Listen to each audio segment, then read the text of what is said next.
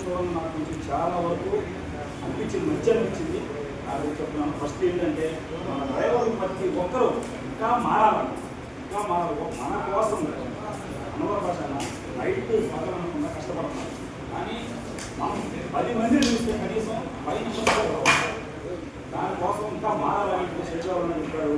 Incharge ప్రతి జిల్లా ఉన్నాయి, మనలో ఇంకా ముందుకి చైతన్యం ముందుకు ఇంకా వెళ్ళాలని నేను మన డ్రైవర్ అందరికీ ఒకటే చెప్తున్నాను.